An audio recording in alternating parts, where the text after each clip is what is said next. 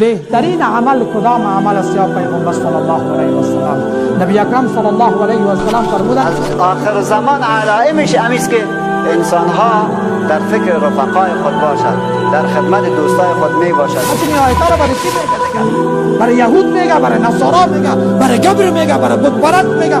یا از ما تو مسلمان بشتم که میرسه رابطه با پدر و مادر چه؟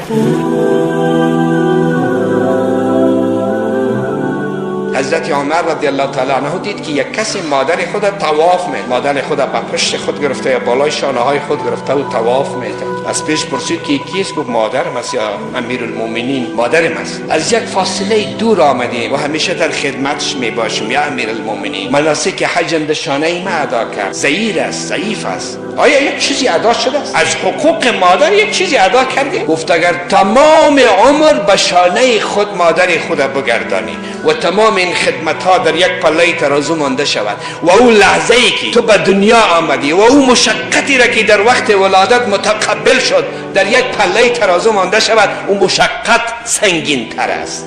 بهترین عمل کدام عمل است یا پیغمبر صلی الله علیه و سلم؟ نبی اکرم صلی الله علیه و سلم فرمودند که الصلاة فی وقتها، خواندن نماز در وقت.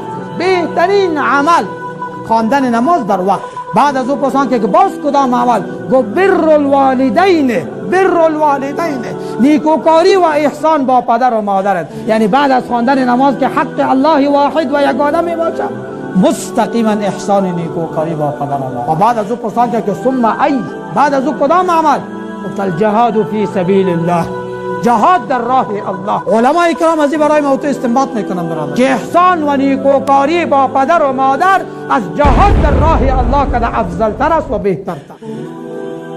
از آخر زمان علائمش امیست که انسان ها در فکر رفقای خود باشد، در خدمت دوستای خود می باشد، ولی در فکر والدین خود نمی باشد، بلکه خدمت از اونها را یک شیء اضافی و غیر لازمی می داند. حالا که قرآن کریم می فرماید و قضا ربک الا تعبدوا الا ایاه، فیصله کرده الله جل جلاله جز الله کسی دیگر را پرستش نکنید و با مادر و پدرتان نیکی بکنید.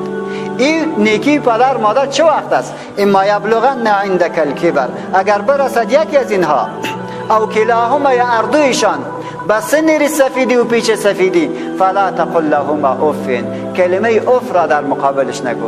یعنی یک وقتی که ریش سفید و پیچ سفید شد بارها سوال میکند، یک سوال از پیش میکن که جواب بگی، 5 دقیقه بعد، 1 ساعت بعد باز امو سوال میکنه که امو کارا چطور کردی، باز تو برش میگی، بار سوم باز پرسان میکنه، فلا تقل لهما اف، به تکرار سوالش کلمه اف را برش نگو. فراموش نکنید برادر اسلام، حقوق والدین به حد زیاد است، به حد زیاد است.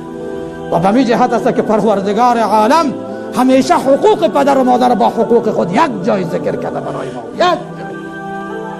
واعبدوا الله ولا تشركوا به شیئا و بالوالدین احسانا. ما چه آیات را برای کی میگه دیگه؟ برای یهود میگه، برای نصارا میگه، برای قبر میگه، برای بت پرست میگه. بیاز ما و تو مسلمان بشتم که امروز در رابطه با این پدر و مادر چه؟ خدا را بپرستید و به خدا شریک نبیارید و با پدر و مادرتان احسان بکنید.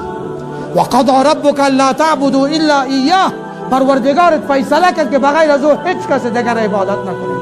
و بالوالدین احسانا، و با پدر و مادرتان